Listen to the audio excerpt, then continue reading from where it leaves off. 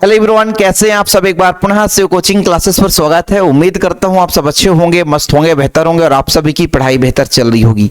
फिर बच्चों, class 12 chemistry NCERT में चैप्टर नंबर 2 चल रहा है, जिसमें आज हम बात करेंगे नरनस्ट समीकरण के बारे में। बोर्ड एग्जाम में कैसे लिखना है आप लोगों को पूरा समझाऊंगा। 3 या 4 नंबर का क्वेश्चन आता है बच्चों और आसानी से आप लिख पाओगे। इसके पहले थोड़ा सा कॉन्सेप्ट आपको इलेक्ट्रोड विभव का पता होगा कि इलेक्ट्रोड विभव है क्या। जैसे पहले बच्चों एक हम विलयन लेते हैं किसी धातु का, है ना, एक विलयन बना हुआ है। जैसे हम यहाँ पर ले लेते हैं कॉपर सल्फेट या जिंक सल्फेट। जैसे आप लोग ले लो बच्चों क्या, जिंक सल्फेट, ठीक है। तो जिंक सल्फेट के विलयन में जिंक का आपने क्या लगा दिया, छड़ लगा दिया, तो ये आपका अर्ध सेल बन जाता है। यहाँ पर आपने लिया जिंक सल्फेट, क्या लिया बच्चों, जिंक सल्फेट, और जिंक सल्फेट में आपने जिंक का रॉड लगा दिया। किसका बच्चों, जिंक का रॉड लगा दिया। अब होता क्या है कि इस अवधि में जो आपका जिंक है बच्चों, ये जिंक क्या करता है, 2 पॉजिटिव के रूप में बदलता है। और 2 पॉजिटिव इसका मतलब 2 इलेक्ट्रॉन त्याग दिया। जब 2 इलेक्ट्रॉन त्यागता है प्यारे बच्चों, तो ये क्या होता है कि जो इलेक्ट्रॉन होता है वो इस क्षण पर आ जाता है, जिस कारण से ये ऋणात्मक हो जाता है, ये ऋणावेशित हो जाता है। और जो आयन है Zn2 पॉजिटिव इस धातु के चारों ओर एकत्रित हो जाते हैं, ठीक है, इस धातु के चारों ओर एकत्रित हो जाते हैं। ये एक प्रक्रिया होती है। अब होता क्या है कि इस पर ऋण आयन और धातु के चारों ओर जो विलयन है वो धन आयन। अब ऋण आयन और धन आयन दोनों अलग अलग हो गया, इनके बीच एक विभवांतर उत्पन्न होता है बच्चों, जिसे ही बोलते हैं हम इलेक्ट्रोड विभव। क्या बोलते हैं प्यारे बच्चों, इलेक्ट्रोड विभव। क्या बोलते हैं, इलेक्ट्रोड विभव।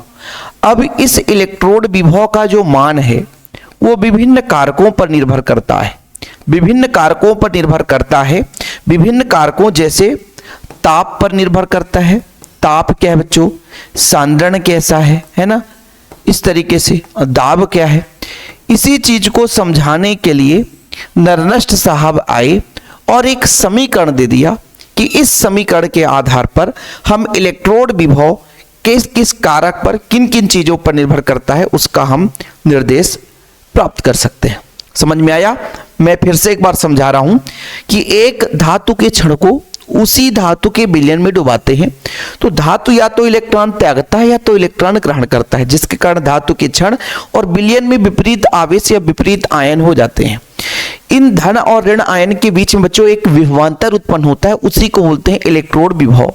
और इलेक्ट्रोड विभव विभिन्न कारकों पर निर्भर करता है, जैसे ताप, दाब, सांद्रण आदि। इस चीज को समझाने के लिए नरनस्ट ने इलेक्ट्रोड विभव को समझाने के लिए एक समीकरण या गणितीय व्यंजक प्रस्तुत किया, जिसे नरनस्ट का समीकरण कहते हैं। क्लियर बच्चों। नरनस्ट का समीकरण यदि आप डायरेक्ट यदि निकालना चाहोगे तो 2 घंटे का क्लास लगेगा। कई सारे समीकरण हैं। आप लोगों को बच्चों एक पहला पॉइंट याद रखना पड़ेगा। जैसे अभी आपको मैं समझाया कि प्यारे बच्चों, यहां पर मैंने एक धातु लिया, धातु का छड़ लिया, उसी धातु के विलयन में डुबाया। या तो वो इलेक्ट्रॉन ले सकता है या तो इलेक्ट्रॉन दे सकता है। जैसे मान लीजिए प्यारे बच्चों, यदि कॉपर होता, Cu2 पॉजिटिव आयन में 2 इलेक्ट्रॉनों ग्रहण कर लेता और शुद्ध कॉपर स्टेट में सॉलिड में बदल जाता। ये पहले एक्वस फॉर्म में होता।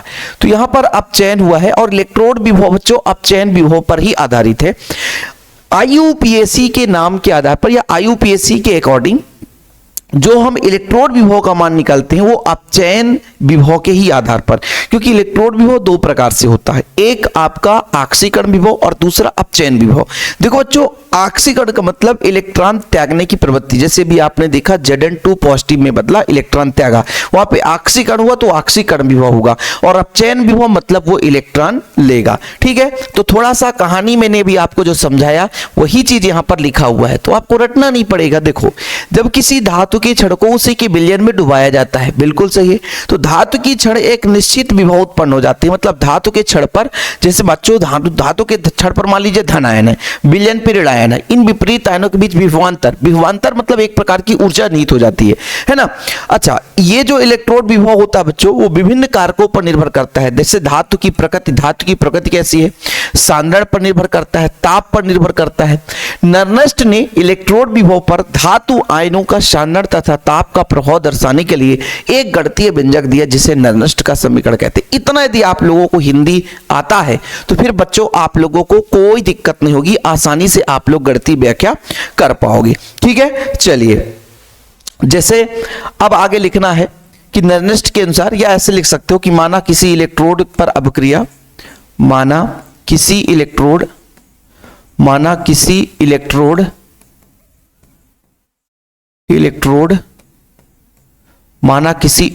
पर अभिक्रिया। देखो बच्चों, मैं चाहता हूं कि आप लोगों को एनसीईआरटी के ही अकॉर्डिंग पढ़ाऊं। एनसीईआरटी में बहुत सारे फैक्ट देके रखें, लेकिन उतना ही लिखना है जितना कि नंबर एग्जाम में मिल जाए।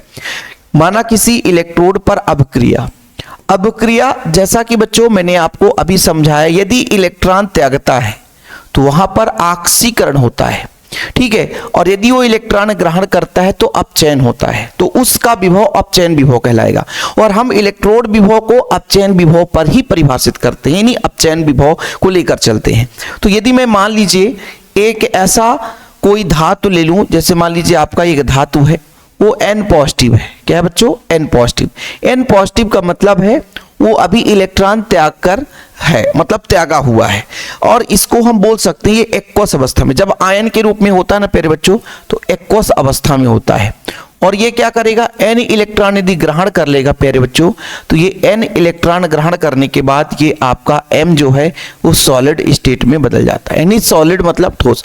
एक्वस का मतलब वो विलयन में आयन के रूप में उपस्थित है। और बच्चों जब हम बात करते हैं कि वो सॉलिड है, इसका मतलब ये है कि उसमें किसी प्रकार से कोई इलेक्ट्रॉन का चार्ज न लिया न दिया है, यानी शुद्ध अवस्था में मेटल के रूप में है। नर्नेस्ट ने इसे किस तरीके से दर्शाया? तो आप लोगों को लिखना है बच्चों कि नर्नेस्ट के आधार पर इसे निम्न रूप में निरूपित किया जा सकता है। नर्नेस्ट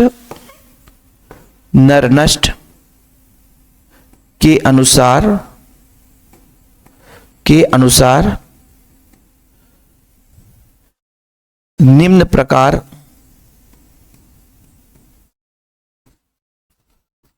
से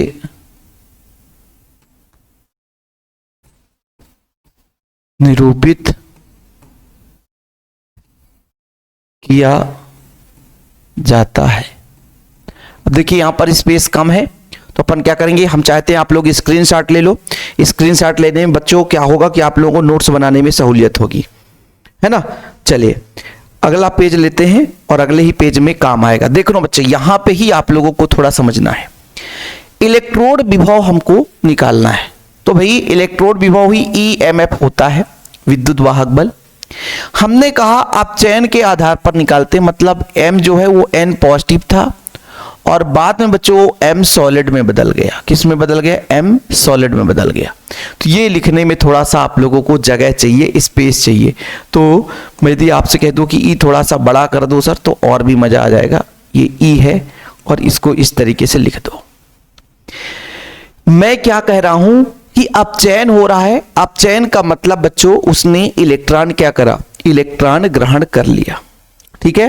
अपचयन का मतलब क्या? इलेक्ट्रॉन ग्रहण कर लिया, या कोष्टक नहीं भी लगाओगे तो भी चल जाएगा, ठीक है। आप लोग ऐसा भी लिख दो शॉर्टकट में कि सर ये E है, अपना M था, N पॉजिटिव था, अपान में M जो है वो सॉलिड में हो गया, ठीक है।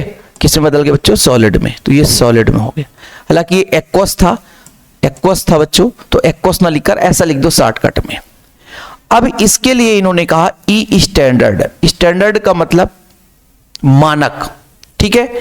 ये अपना M N पॉजिटिव ही है, बटी में बच्चों M सॉलिड, मतलब M लिख दो बस। एक्वस और सॉलिड लिखोगे तो और लंबा चौड़ा रहेगा। ध्यान देना बच्चों, यहीं पे खेल होने वाला है। जब माइनस प्लस की बात आती है, जैसे मैं बात करता हूं एनसीईआरटी के अकॉर्डिंग यहां पर माइनस लगाऊंगा, तो इसके लिए फार्मूला है RT अपान NF। RT अपान NF क्या बच्चों? NF। इन मतलब लाख का ही रूप है, इन मतलब लाख का ही रूप है। ध्यान देना, M जो है उस सॉलिड अवस्था में जो है उसको ऊपर लिखेंगे, और प्यारे बच्चों जो आपका आयन के रूप में है, आयन के रूप में N पॉजिटिव जो है, जो एक्वस है, क्या है बच्चों? एक्वस है, उसको नीचे लिखेंगे। ध्यान दीजिएगा, यहीं पे खेल होता है। मैं बार बार बता रहा हूं आप लोगों को, क्योंकि मैक्सिमम बच्चे कंफ्यूज हो जाते हैं। कॉपी करता हूं और एक पेज और यहां पर लेता हूं, थोड़ा सा इसको आगे बढ़ाता हूं और इसी को प्यारे बच्चों मैं आपसे कह दूं कि इसको मैं यदि मान लीजिए यहाँ पे प्लस कर दिया, यहाँ पे प्यारे बच्चों यदि मैंने प्लस कर दिया, यहाँ पे यदि मैंने प्लस कर दिया या करके तो फिर क्या होगा, दया और दशा क्या होगी, दया और दशा ऐसी होने वाली है कि बच्चों ये चेंज हो जाएगा, ऊपर का नीचे, नीचे का ऊपर हो जाएगा। ये m है ना बच्चों, n पॉजिटिव, नीचे का ऊपर, ऊपर का नीचे हो जाएगा। ये एक्वस अवस्था में है, ठीक है। या एक्वस नहीं लिखना है तो आप क्या करो, m पॉजिटिव बस भी लिख सकते हो, ठीक है। और ये सॉलिड अवस्था में हो गया, बस खत्म कहानी। तो ये आपस में भी बदल गए, तो इसका मतलब समझ जाना प्लस माइनस का खेल कहां से शुरू होता है। मैक्सिमम बच्चे ना कमेंट करते हैं, भर भर के कमेंट आता है भाई, भर भर के कमेंट आता है कि सर आपने गलत कर दिया, आपने गलत कर दिया। ये चीज आप लोगों को थोड़ा समझना है, ठीक है। जहां प्यारे बच्चों यदि आप लोगों से मैं बोल दूं, जहां आर क्या है, आर क्या है बच्चों, गैस स्थिरांक है। टी क्या है, टी आपका परमताप है। एन का है इलेक्ट्रॉनों की संख्या। एफ क्या है बच्चों, 96,500 कूलाम चार्ज है बच्चों। एन क्या है, अपचयित या आक्सीकृत अवस्था में इलेक्ट्रॉनों की संख्या, यानी कितना मात्रा में अपचयित हुआ है बच्चों, यानी संतुलित करने के लिए है ना त्यागे गए अथवा ग्रहण किए गए इलेक्ट्रॉनों की संख्या। इलेक्ट्रोड द्वारा, ऐसा भी लिख सकते हो आप लोग, इलेक्ट्रोड द्वारा, किसके द्वारा, इलेक्ट्रोड द्वारा त्यागे गए या ग्रहण इलेक्ट्रॉनों की संख्या, इलेक्ट्रॉनों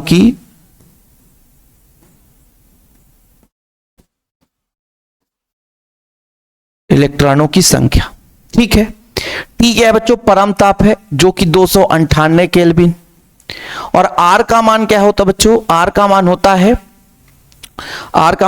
8.134, ठीक है। वैल्यू गलत ना होने पे, क्योंकि इसकी वैल्यू हम रखते भी हैं, तो इसका वैल्यू होता है 8.314 होता है ना, 8.314 kilo joule inverse mole inverse, ठीक। ये ले लो बच्चों, 96,500 कूलाम प्रति मोल, एक मोल में इतना आवेश। ये आप लोगों को लिखना पड़ेगा। देखो नर्नस समीकरण यहां से शुरू किए हैं, यहां तक आप लोग आसानी से लिख लोगे, ठीक है, कोई दिक्कत।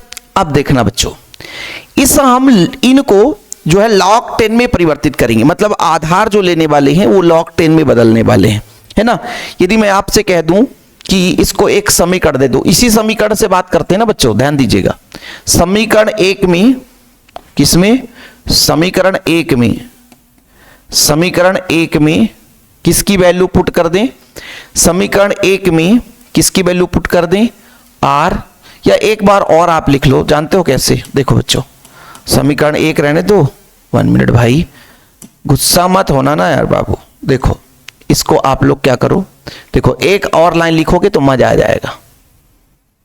इसी को हमने कॉपी किया और यहां पे हमने पेस्ट कर दिया। पेस्ट करने का तात्पर्य ये है, ठीक, इसको मैं लॉग में चेंज करने वाला हूं। ये लॉग कर दिया और इसको बेस में 10 कर दिया। जब log 10 होता बच्चों, जब 10 में बदलते हैं तो इसमें मल्टीप्लाई करना पड़ता है 2.303 का, ठीक है। और अपना RT तो हाई है, लो log 10 बदलते समय इसका हमको मल्टीप्लाई करना, इसका रूल्स है 2.303 का। ओके, इतना क्लियर, यहां तक चलेगा भैया, कोई दिक्कत ही नहीं है। यहां पे आप लोग कुछ भी ना करो, ठीक। चलो भाई स्क्रीनशॉट ले लो बाबू, क्योंकि अगला स्टेप फिर हमारा आगे बढ़ने वाला है। इसी को कॉपी करो सर, और अब देखना थोड़ा सा,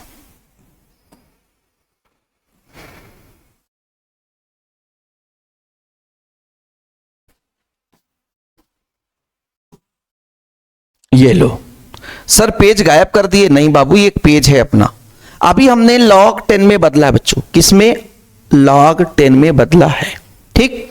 आगे लिखना है आप लोगों को, चूंकि क्या लिखना है, चूंकि जो धातु होती है, धातु की सांद्रता, धातु की सांद्रता इकाई लिया जाता है। क्या लिया जाता है बच्चों?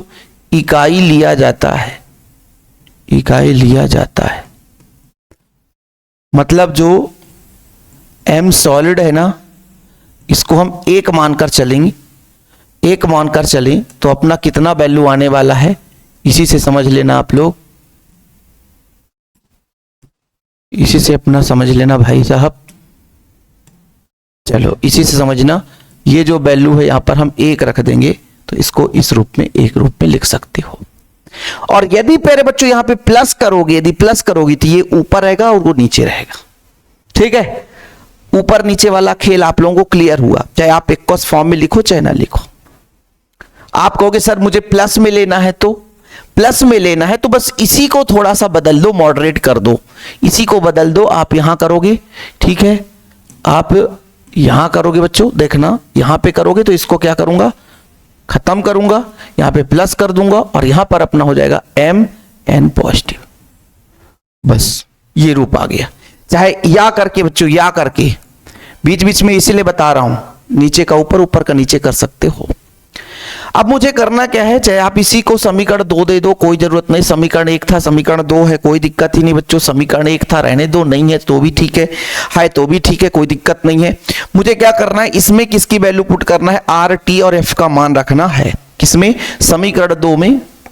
समीकरण 2 में, समीकरण 2 में किसका मान रख दूं, आर टी व एफ का मान रखने पर, का मान रखने पर एफ का मान रखूंगा। सर रख दो, वैल्यू पुट कर दो, कोई दिक्कत नहीं है, बहुत आसान है रे भाई, चिंता ना करो आप लोग, है ना। ये लो भाई, ठीक, बार बार मुझे लिखना नहीं पड़ता, मान तो रखना मुझे। देखो भाई यहां पे वैल्यू पुट करना है मुझे। क्या करना बच्चों? वैल्यू पुट करना है। देखना माइनस है तो माइनस रहेगा, 2.303 है ही है। आर का मान 96,500 रखना है, आर का मान 96,500 रखना है। ठीक, फिर प्यारे बच्चों, फिर टी का मान कितना रखना है, 298 केल्विन रखना है। फिर बच्चों यहां पे divide by N F, F का मान कितना है, फैराड नियतांक। गलत कर दिया क्या? गलत कर ही दियो सर। गलत ये किए हो कि आर का मान है 8.314 और इसका 298, ठीक है। एन का एन है बच्चों और एफ का मान है 96,500, 96,500, 96,500। ये वैल्यू आप लोगों को रखना है, ठीक। और इसको यदि कैलकुलेशन कर दो बच्चों, इसको यदि कैलकुलेशन कर दो 0.596, ये मुझे याद है 0.591 है ना। चलो इसको जब कैलकुलेशन करोगे तो एक काम करते हैं ना सर, 1 मिनट।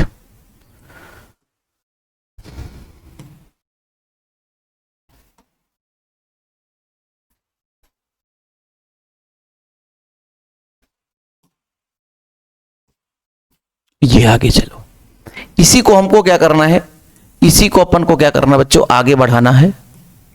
ये लो, ठीक। तो इस पे जो वैल्यू आएगा ना, वो वैल्यू कितना आएगा, ये चीज आप लोगों को ध्यान रखना है।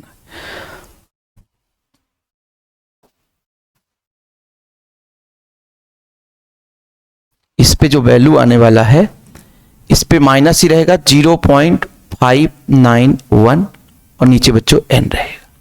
यही आपका आखिरी क्या है, नरनस्ट इक्वेशन है। लास्ट तब में भैया अपना नरनस्ट समीकरण आ चुका है। यहां से शुरू करना बच्चों, यहां से देखो भाई, यहां शुरू करना है।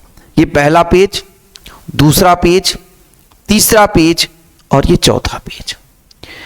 हालांकि कहानी में लंबा है, थोड़ा सा ट्विस्ट आएगा, लंबा कहानी रहता है भाई। अभिक्रिया के लिए हम और भी इसके आधार पर निकाल सकते हैं, पर इतना आप लोग एग्जाम में लिख सकते हो, इतना लिख सकते हो बच्चों, कोई दिक्कत तो नहीं है ना। आप लोगों को समझना बहुत जरूरी है। प्लस माइनस का खेल यहाँ पे जरूर समझो आप लोग, प्लस माइनस का खेल आप लोग जरूर समझो। जैसे प्यारे बच्चों मैं आपसे कह दूं कि m है, क्या है, m है, N पॉजिटिव है, उन्होंने N इलेक्ट्रॉन ग्रहण कर लिया, तो हम जानते हैं M सॉलिड में हो गया। इसका मतलब बच्चों Mn पॉजिटिव का मतलब है किस अवस्था में, आप लोग बताओ, है ना। यदि मैं आपसे कह दूं कि ये N पॉजिटिव इलेक्ट्रॉन त्यागा हुआ है तो ये ऑक्सीकृत अवस्था है। कैसा बच्चों, ऑक्सीकृत अवस्था है। क्या बच्चों, ऑक्सीकृत अवस्था है।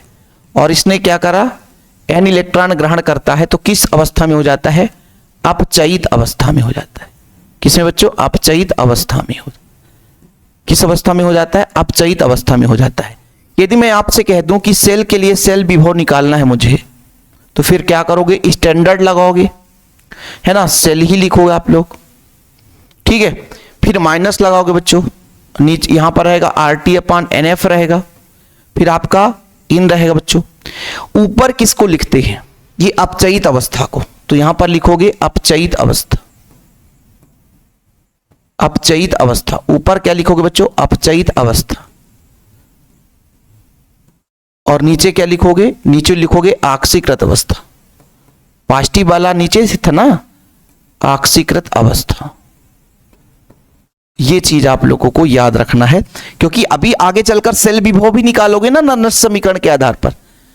भाई सेल विभव भी निकालोगे, सेल विभव के लिए मैं बात कर रहा हूं, सेल विभव के लिए बात कर रहा हूं, ये सेल विभव के लिए बात कर रहा हूं, इसीलिए ई सेल लिख दिया बच्चों। सेल विभव के लिए बात कर रहा हूं मैं, किसके लिए बात कर रहा हूं, सेल विभव। आगे चलकर आंकी क्वेश्चन आएंगे तो ये मैं एक्स्ट्रा करा रहा हूं ताकि आप लोगों को दिक्कत ना हो सके। या आप लोग यहां पर RT/NF इनकी वैल्यू पुट करोगे तो वैल्यू तो आपको पता ही है कि सर यदि मैं इसको मैं लॉग में बदलना चाहूं, इसको मैं लॉग में बदलना चाहूं तो इसको ऐसे भी तो लिख सकता हूं ना सर, इसको ऐसे भी लिख सकता हूं, ठीक है। कैसे सर, इसको ऐसे लिख सकता हूं, देखना बच्चों, इसको ऐसे भी लिख सकता हूं। यदि मैं आपसे कह दूं, यदि मैं इसको कह दूं कि लॉग में बदलना चाहता हूं, इसको log 10 में चेंज करना चाहता हूं, तो होगी सर 2.303 का गुणा कर दो, RT रहेगा, नीचे NF रहेगा। तो इस आधार पर मुझे यदि जरूरत पड़ेगी बच्चों कभी तो आंकी क्वेश्चन कराऊंगा, इसलिए मैं इसको मैं बता दे रहा हूं आप लोगों को। यानी कोई अभिक्रिया है ऑक्सीकृत और अपचयित अवस्था में तो ऐसी जरूरत मुझे पड़ सकती है, ठीक है। या कि कोई ऐसी कोई सेल है जिसकी सामान्य अभिक्रिया कुछ इस तरीके से है, एक सामान्य अभिक्रिया कुछ इस तरीके से है, सामान्य अभिक्रिया कुछ इस प्रकार से है, एक सामान्य अभिक्रिया है, वो कैसा है सर, सामान्य अभिक्रिया A है, B है, बना क्या रहा बच्चों, C+D। अब मैं मान के चलता हूं इसकी सांद्रता A है, इसकी सांद्रता B है, इसकी सांद्रता C है, इसकी सांद्रता D है। अब ये अभिक्रिया के दर नियम से बच्चों, अभिक्रिया के दर नियम से क्या होगा, देखो मैं बताता हूं क्या होने वाला है, ठीक है। इसी को आप लोग क्या करो, चलो भैया कोई दिक्कत नहीं है, साइड हो जाता।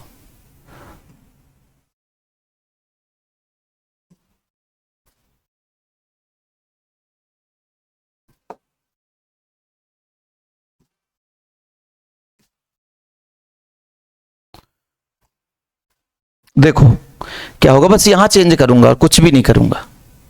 यहां क्या चेंज करोगे सर, यहां चेंज ये होगा, देखना क्या चेंज होगा। तो देखो बच्चों ये log 10 है, पहले अपन ने क्या करा, ये आपका भैया ये आयन अवस्था में पहले है तो उसको अपन ने कहां रखा था, नीचे, और बाद वाले को पहले रखा था। ये माइनस प्लस का खेल है बच्चों, माइनस प्लस का खेल है। यदि मान लीजिए यहां पे प्लस होता तो पहले अपन इसको लिखते, इस वाले को लिखते। यदि माइनस है तो यहां पर लिखेंगे C पावर में स्मॉल c, D पावर में स्मॉल d, और नीचे बच्चों A पावर में स्मॉल a, और अपना B पावर में स्मॉल b।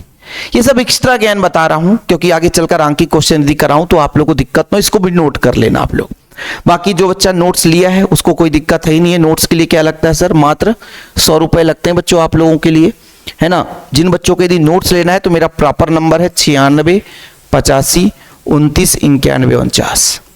आज का क्लास थोड़ा सा ऐसा क्लास है जिसमें हो सकता है आपको याद करना पड़े कुछ पॉइंट, क्योंकि भाई वो आप लोगों को बिना याद किए काम ही नहीं होने वाला। बिना याद किए आज का जो क्लास है बिना याद किए काम ही नहीं होगा।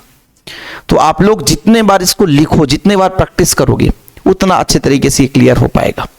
आज की क्लास में थोड़ा सा ऐसा पॉइंट है कि भाई एनसीईआरटी का ही पूरा पॉइंट टू पॉइंट में कराया हूं, ठीक है। एनसीईआरटी बड़ा लंबा चौड़ा, बाकी यदि क्वेश्चन आता है तो आपको यहां तक करना है, नेक्स्ट समीकरण बच्चों 2-3 स्लाइड है, मुश्किल से 1.5 पेज होगा, आप लोग आसानी से लिख लेना। ओके, वीडियो पसंद आए तो लाइक करके क्या करना बच्चों, शेयर कर देना। जय हिंद, वंदे मातरम।